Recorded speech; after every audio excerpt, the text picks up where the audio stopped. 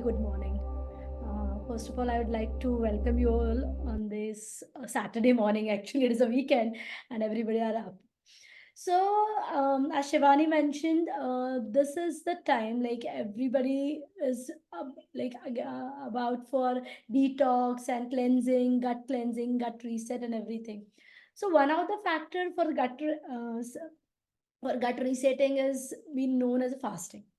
Now, if you see, fasting has been prevailing since ancient times, since long back, since the origin of man. Sometimes, initially, it was due to starving, and later on, it became healing process. So sometimes it was associated to spiritual values also. So today, with this onset of monsoon and Savan season, everybody is into fasting, and it is one of the proven process of cleansing the body. So today, with I have many patients who come and for the treatment, and with different complaints when they come for many non-communicable diseases, like it may be diabetes, blood pressure, cholesterol, or you can say even obesity. So people approach to me for the treatment of these things. But the basic thing which I always advise is to have control on what they are putting in their mouth. It is basically what their gut is able to digest, how healthy their gut is. And so the first step towards cleansing or towards losing the extra unwanted material in the body is fasting. So today, as Shivani mentioned, we won't be going into details of what kind of fasting you should start with and how you should start with the um, fasting. But this would be a introductory session along with some preparatory tips or preparatory advices which you can inculcate in your daily routine. There are very simple things which you can alter in your daily routine, and that will help you to understand your body and prepare your body to fast. Because fasting is not something that, everybody can practice randomly. So you should know the science behind it. Whatever today will be talking, it would be related to Ayurveda and what Ayurveda thinks about about fasting. Me being an Ayurvedic practitioner, I only know Ayurveda, and so I'll let you know what the science behind fasting is mentioned in Ayurveda. So, friends, what is fasting? Just an introduction. So, first of all, I'd like to clear fasting is not starving, because many of us know that when you have to go on fast, you don't have to eat anything, don't have to drink anything.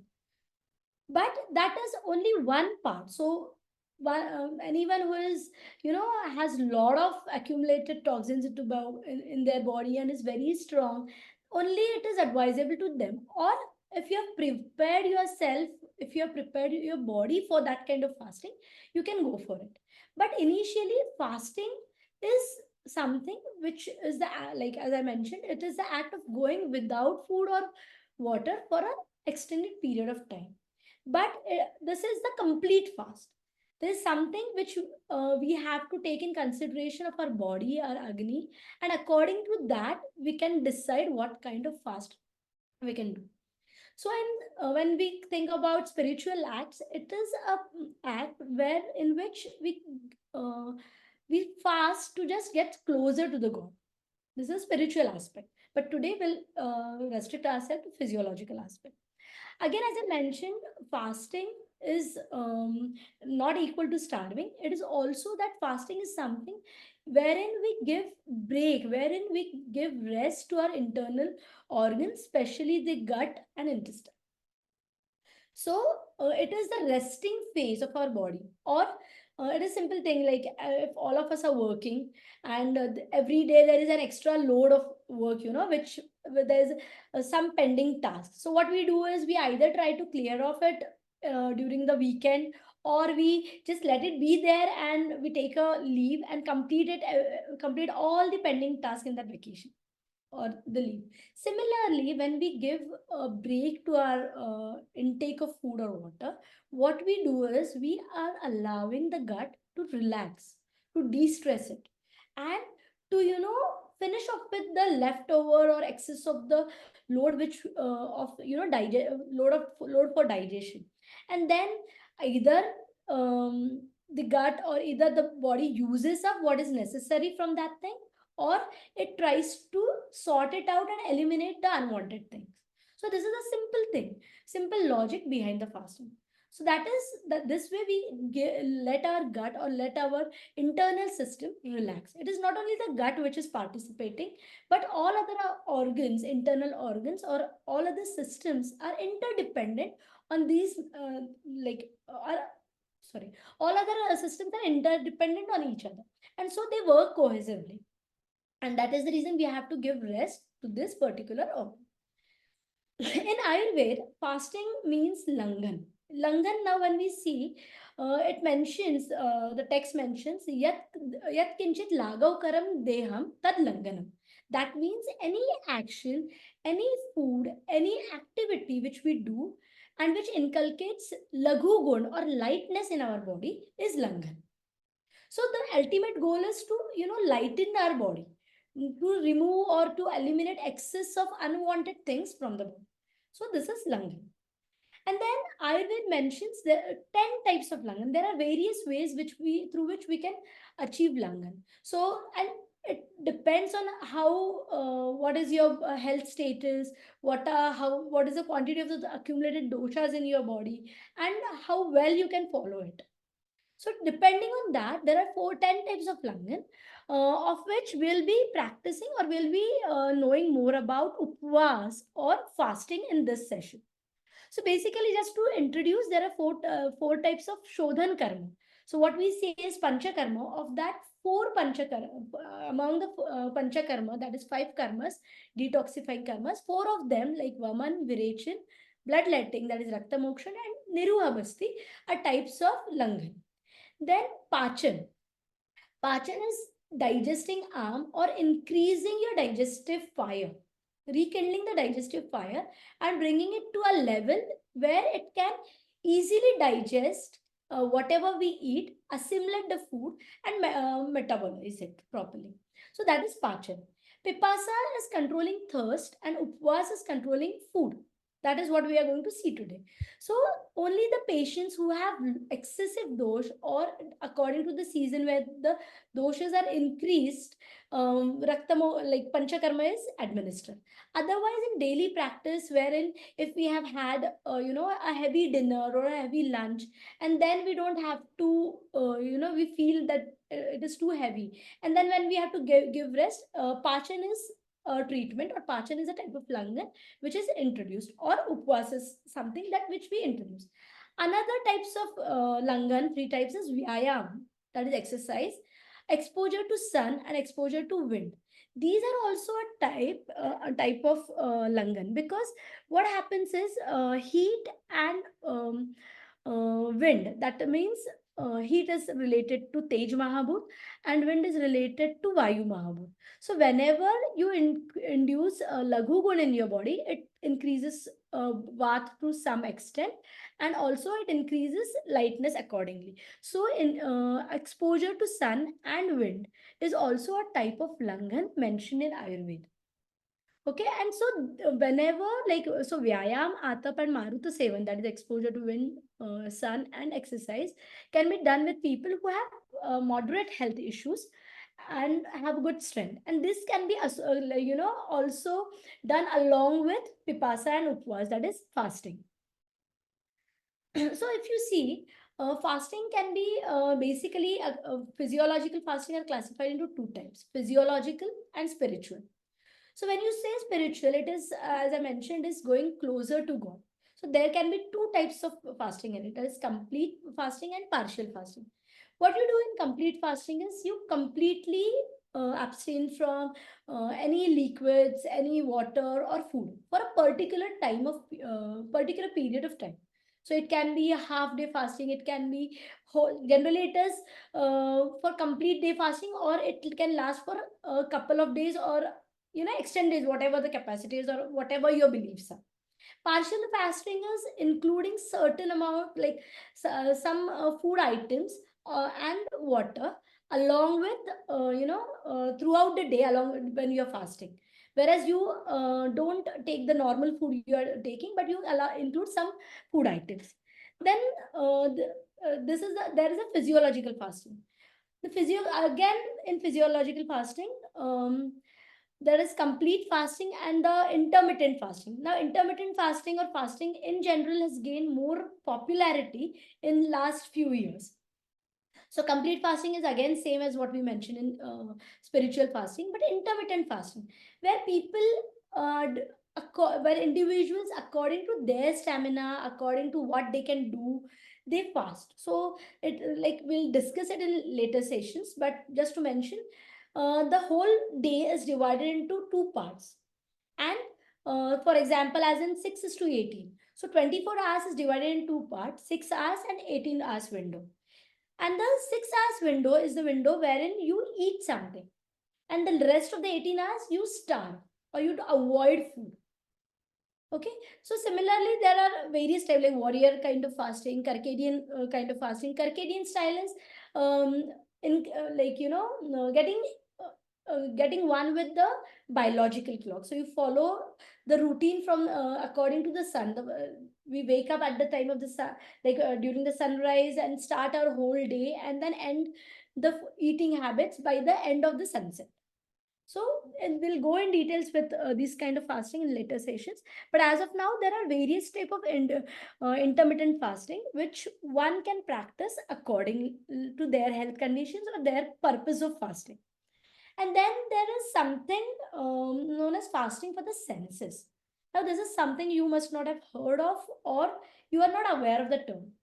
So basically, when we, I think everybody here, when we are attending the session, it must be the one of the main purpose is to attend fitness or attend wellness. Okay, so in Ayurveda, when we say swasthya or wellness, it means balance of sorry, it includes balance of dosh, dhatu, mala, agni, and also senses. It also includes physiological, spiritual, emotional well-being. So when you talk senses, what happens is, as I mentioned, whenever there is an activity, it is the vata dosh which is always the leading one. It is always participating in any of the activity. So, so whenever there is excess of activity, it leads to vata prakop, that is increase in vata, and this can be a reason for many illness. So in that case, it is a simple thing that all our five jnanendriya and karmendriya. Right now, it is ideal to just talk about jnanendriya, that is the sensory organs, specifically your eyes, your ears, and your tongue is already included in fasting. But one karmendriya is vak pravritti, that is your speaking.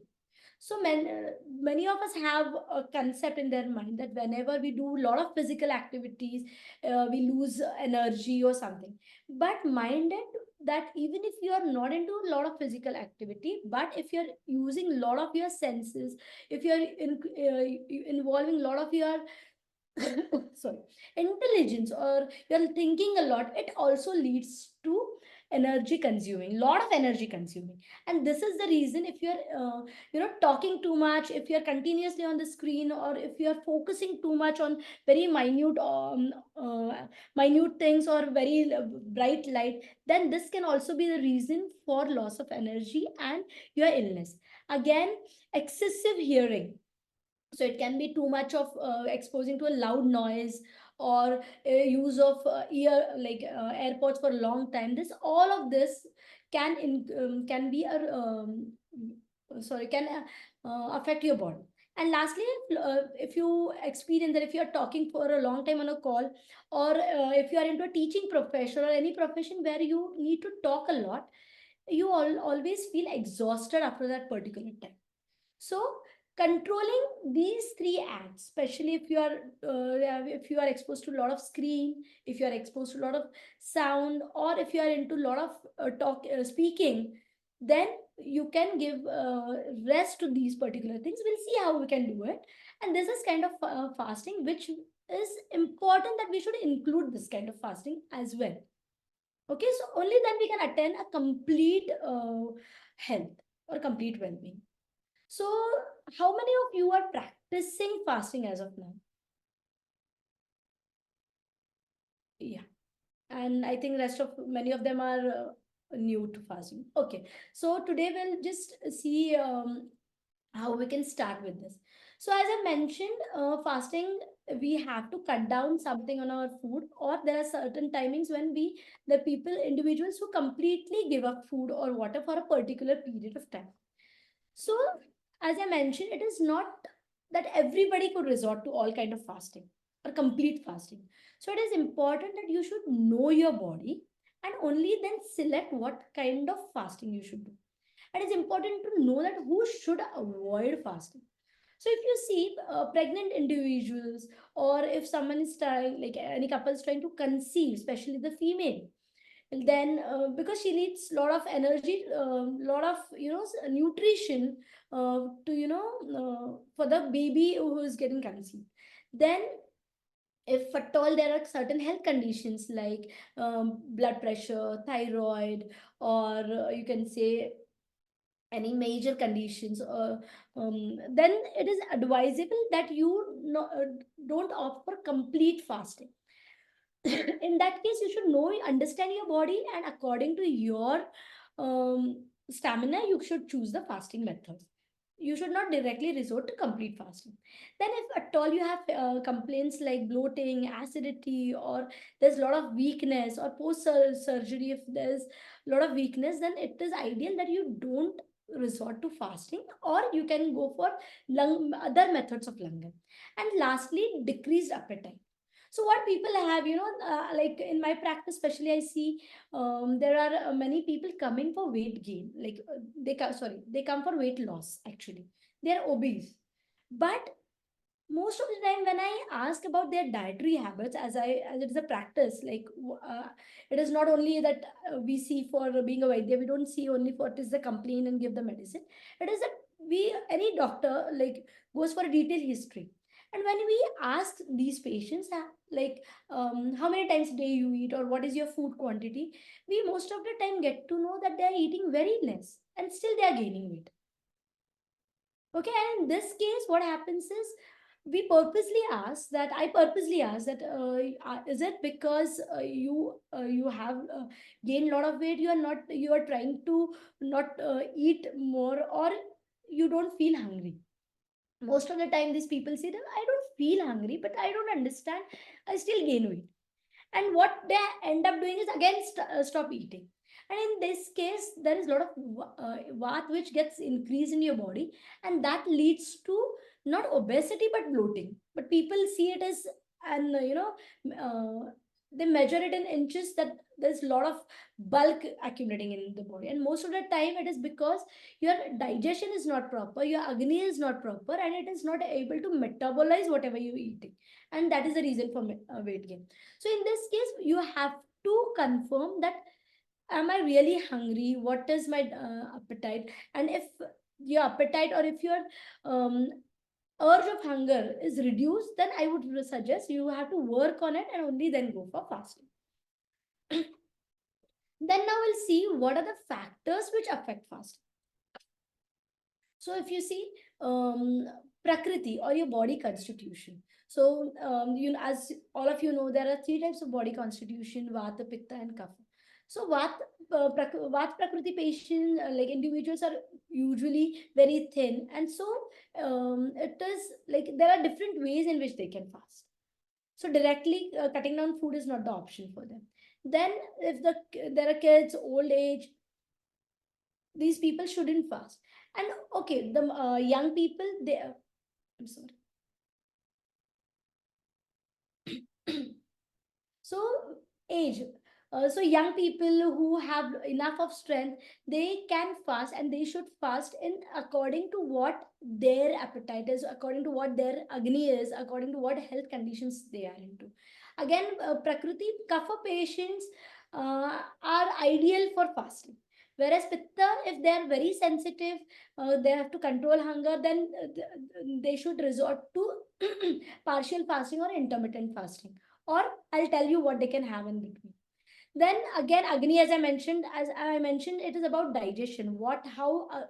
There is a Jatar Agni, or how your metabolism is. That is very important, because if if you're not able to digest what you are eating, there is no sense like undergoing fasting or eating any particular thing which are even healthy. That can also affect you in a negative way. So it is always important that you should consider your Agni first whenever you are starting any new practice, I'm telling, because Agni is something which gives you liveliness, which balances your health, which balances your body. Then Rutu or season. So if you are planning to fast during summer season, it can be very tiring, it can be very exhausting. So in that case, you have to resort to certain kind of fasting, that is intermittent but a big window period, or you have to select certain foods during that particular season. When you're fasting, you have to select a particular food which will help you fast effectively. Then winter season can be the ideal for fasting, but only for the individuals who are very strong, who have gained lot of energy, who have a lot of energy. You have to feed them. You can't go starving, but you'll have to go give them food during intermittent fasting, which are heavy to digest, which can be opposite in monsoon season. Now, monsoon is a period wherein your Agni is naturally weak. So here you have to give, it is ideal for fasting, so you have to give laghu ahar, which is easy to digest. You can't go for complete fasting, but you have to go for laghu ahar. Then again, as I mentioned about stress, health status, we've already seen that post op pregnancy, lactating mothers, they should avoid fasting, or very old age people, individuals who are very weak, they should avoid fasting. Now, arm is a very important concept in Ayurveda, especially. So, arm is something. So, if you see, there are two terminologies in English also: ripe and unripe. So, for ripe, it is known as pakwa, and for unripe in Sanskrit, it is termed as ama or apakwa. So, the things which are not completely metabolized in our body, whatever we eat, if it is not completely metabolized or assimilated in our body, it is, and even if it is not eliminated in our body, it stays in our body. And this can later lead to concepts like cholesterol, triglycerides, any blockages, any and this arm represents in a variety of ways in our body. If it is in stomach, it can be arm, and it can cause indigestion. If it enters via blood into any of your channels, it can be termed as cholesterol or any blockages or anything. So this arm is something which is very important and has to be dealt with very rigorously. And for this, to treat this arm, fasting is very important. So, and believe me, in our day-to-day life, with our day-to-day routines, whatever we do, arm is introduced in our body in some or the other way. So, it is very important that you fast in wisely to digest this arm. Now we'll start with what we are here for the purpose of fasting. So everybody, now as I mentioned, that this would be the preparatory session for us, that how we'll start fasting for the entire, like we'll be there together for next 2 weeks, and we'll discuss how we can fast. So here, you all of you who want to fast, first you have to decide what is the purpose of your fasting. Okay, so whatever the purpose of your fasting is, accordingly we can deal and health condition. So it can be anything, right from spiritual to any health conditions, or gut reset, weight loss, anything. So first you have to choose what is your purpose. And then accordingly we can plan things in our WhatsApp group or anything. You can ask queries about it. Now then, as I mentioned, prakriti is something which is very important and you should know, because now I mentioned prakriti is something you have to take consider and everything, but how will you know what is your kind of prakriti, and should I fast, what kind of the fasting should I resort to, other questions which would naturally pop up. And so these are the guidelines, basic guidelines, which will help you define what is your prakriti. See, there are many prakriti parikshan questionnaire available on internet. You can also resort to that. You can go to it. You can fill those questionnaire and get to know what your prakriti is. But in a very short, what things you can observe about yourself are these. So here I've mentioned the chart. I think Shivani will also mention you the recording, and if you want PPT as well. So mm, hair, like these are according to the prakriti, there are traits of your body types. So hair for what prakriti would be dry, thin, very fluffy, and less volume, whereas for pitta it would be brownish tinge, or near to blonde, and for the kapha it would be shining, thick, dense, high density, and everything. For skin also, what prakriti would be dry, dull skin, whereas for pitta prakriti it would be sensitive skin, oily skin. Now you can go through it. I will ask Shivani to share this slide for you, so you can go through it. I won't you know give more time to this as of now. So one thing is tolerance to heat. Now pitta prakriti people, they are less tolerant to heat. They would easily feel hot, and whereas kapha and vata prakriti, they would love to be in warm conditions. So for like for general, for what prakriti are usually very slim and lean body types. Pitta prakriti is normal body type, and but there would be a lot of heat. And kapha prakriti is generally not obese actually in this picture, but they have a bulky body. This is very important. I would like to you to stress on this thing, because this is something which you need to understand. As I said, arm is something which has toxins in it, the body, and niram is something which doesn't have toxins, or it is the sign where toxins are eliminated from the body. Now you have to observe yourself for these conditions. So first of all, if you see your tongue, if the tongue is coated white, or it has very rough edges, as in this right sided picture. So if it is white, if it has curvy edges, if it has too many cracks or a lot of ulcerations, or there are patches, then this is the tongue. It represents that there is harm in your body. Now your tongue is generally a replica of what your gut is, how healthy your gut is. So this is something you have to observe. So even if you have a white coated tongue, or this can reduce by the end of the week if you follow proper fasting or simple preparatory steps, whatever I am going to explain you today. So for taste, again there is thing that your my tongue may be clear, but I can't taste things properly, or like I can't feel there's rough. I feel my tongue is rough, or my mouth, when you wake up, the mouth doesn't feel, your oral cavity doesn't feel very clean. It is very sticky, or something like that. This is what you have to observe in your body. Then stools. This may not be very pleasant topic for you, but if you observe after you pass your motions, if there is lot of odor, if the stools sink in the water, they are very slimy or very sticky, then it indicates that there is harm in your body. Again, the last thing is mood. Whenever you wake up, if you feel like I don't have to wake up, like I don't feel fresh even after I wake up, I don't have the energy, I feel lethargic, then that shows that there is presence of harm in your body. Okay. Now, again, Agni. Agni, as I mentioned, what you have to observe is the time when you eat the food. How much time is it that after eating any food, how much time does it take to digest? That means, when do you feel hungry once you eat your food? In some people it can be 3 hours, in some people it can be 6 hours, in some people it can also be up to 9 hours. I don't feel hungry at all. This can also be the answer. Okay, but I see patients wherein even if they are not hungry, they say, "Arey, it is already 2 p.m. and then everybody's there at home, and then I have to eat," so they'll start eating. This should not be the thing. So you have to observe from today onwards. What you will do is you just observe. This is my lunch time, I have, or breakfast time, I have had my food. When is the next time I'm hungry? Not that my craving, I saw something good and I think I should eat it.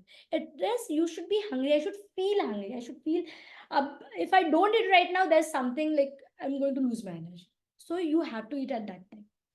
Again, what things you can observe is if at all you have burps, then it is a plain birth, then it's fine. Or is it sour or bitter in taste, or it has same smell at whatever you have had? So that indicates that your agni is not good and you have to fix it. Again, if there are patients who eat something and then they feel, Array, I had only half a plate of poha and then I really feel very bloated and then I don't feel like eating. So if at all you have these kind of conditions, or you are feeling bloated for the whole day, you're passing a lot of gases, flatulence throughout the day, then that means there's something wrong with the agni and you have to fix it. And believe me, fasting or langan will surely help you in this. Just a second. So now when we are preparing the first step, which I said, check. That is the thing. That is the reason I asked you to I gave you slides where what is you have to identify what is your prakriti, how is your agni. It is not that you'll find it in a day or two. It needs a lot of practice, a lot of observing. But if you try now, it will really help you in future also. So you would know when to when to go for fasting, or if you have to keep your fasting sustainable, or if you have to practice for it long run, you need to check all this. What is your energy? What are your energy levels? That is bala. So how long can I go without perform any activity if I'm having less amount of food and everything? Then observe what is your appetite. Appetite may have like what is the quantity of your food. So somebody might have only one roti, somebody might have two rotis and rice and everything. So you have to observe what is your appetite, how much quantity is enough for you, not what should be the ideal quantity. Don't go for what is the ideal, because ideal is always based on average, what people should have and what should be. But if we are not in a perfect shape internally, then ideal may not suit us, so we have to adjust.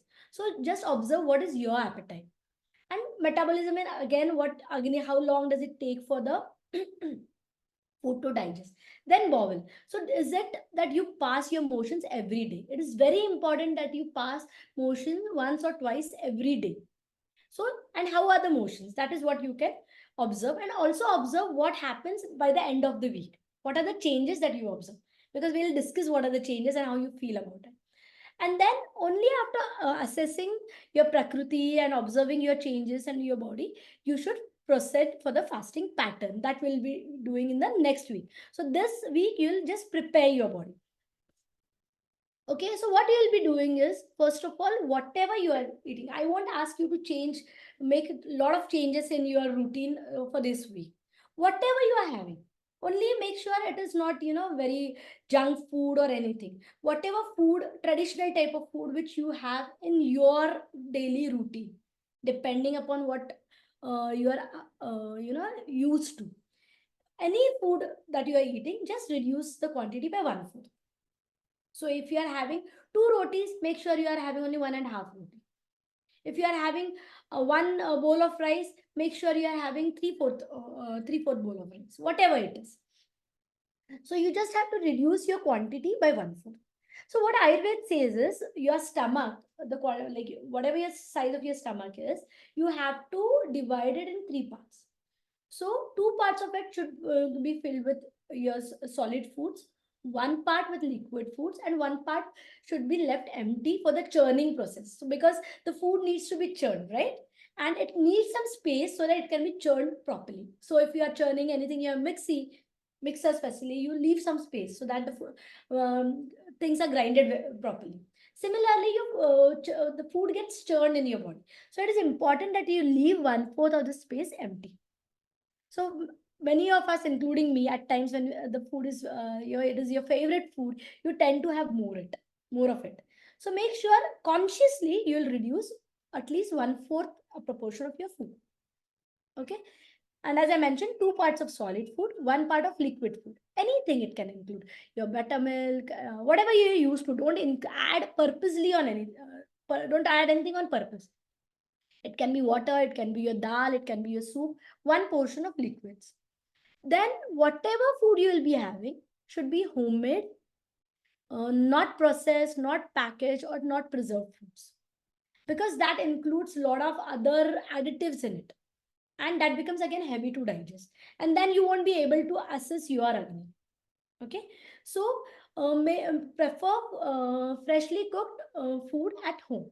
Don't either resort to अरे 2 दिन पहले बनाया था, I had made it last night and then it would go waste and I'll start with that. No, if you are here to reset your gut, make sure you put in your body only healthy things. So what you'll do is you'll have only freshly cooked. That is fine if you are having cooked food in the morning, like whatever you're making in the morning, you can have it in the evening. But then avoid processed packaged food. You can have dairy products. Sorry, you can have milk, but avoid any other dairy products like milk, even buttermilk, or to some extent, little amount of dahi is fine, curd is fine, but avoid having paneer, cheese, tofu, or what else? You can say chakka, like shrikhand or rasmalai, anything like that. Avoid having any other dairy products except milk or buttermilk. And then make one thing sure that you are not having more than 3 meals a day. So again, I'll be explaining the rules, but only maximum 2 to 3 meals in a day for this week, because you're preparing your body. So what are the things? Another things which you should follow during this in this week is, so as I mentioned, you have to follow the biological clock, that is Ayurvedic clock or circadian cycle. So you have to get up early and all those things, whatever your routine is. So you wake up by 6, 7, whatever time you wake up, but wake up early. Try to wake up early. So what you have to do is eating things. You eat only when you are hungry, not because it has been 2 hours or 3 hours that I have eaten, but you should eat only when you feel hungry and drink water only when you feel thirsty. So, considering this, you will have only 2 to 3 meals in a day, and that too one-fourth portion less, like you will reduce your food quantity by one-fourth. Okay, then whenever you drink water, if possible, always have warm water throughout the day whenever you feel thirsty. Not that I have to finish 3 bottles or 4 bottles in a day. You should drink water only when you are thirsty, and that too preferably warm water. Follow the natural urges. So if you have to go for washrooms, so you have to go for motions, if you have to sleep, not during the day but specifically at night, then start your day early as possible, right from 6 o'clock to maximum 7, 7:30. Don't go beyond 8:39, because then kapha kala ends and then you enter in pitta kala, and then there is already gadbad in your internal system. So it is better that you start your day early morning, preferably before 7. Then your last meal should be before or around sunset. Now I know this cannot be, this won't be very easy with your working schedule, but you can try to, bring your dinner timings early by at least 7:38 as of now. Okay, so last meal of the day should be around sunset, and little of exercise, whatever you are into, because you will be reducing food, because you will be resorting to fasting. So it is important you also have to go for workouts, but with consideration of your energy, your stamina. At least minimal of exercise. It can be walking, it can be Surya Namaskar, it can be any kind of yoga that you're practicing. But minimal exercise is necessary when you're fasting or in general throughout the day.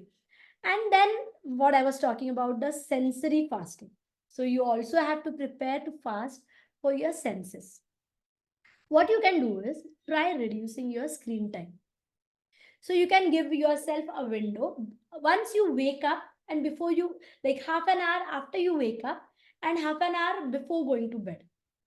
Keep your gadgets aside, especially your mobile and your headphones. Try not to use them for that period. Also, if you can do this, you can find a time window during the day for half an hour or 1 hour or whatever is fine, to keep your mobiles, to keep your screens away, to stay away from your screens. So this would be one thing you'll try to practice, that keep your screens and gadgets away from you at least for half an hour before, after you wake up, half an hour before you go to bed, and half an hour throughout the day. Minimal of this. Again, avoid using headphones or speaking continuously on the phone. If you at all you have to speak, you will use your speaker wherever it is possible. So this you can practice for sometimes in your throughout the day. And lastly, any other gadgets if you're using. Main thing, another important thing, try avoid not to speak a lot. So only talk whenever it is necessary, in a subtle tone, not very loudly, whatever you have to express. Make sure you're not unnecessarily talking. That doesn't mean you stay away from people, but minimize so you can preserve, use up your internal systems can use up this energy for the betterment, for the autophagy, you can say, or for the digestion of arm, you can say, or for the internal well-being. This is what, these are the things you have to do in this week.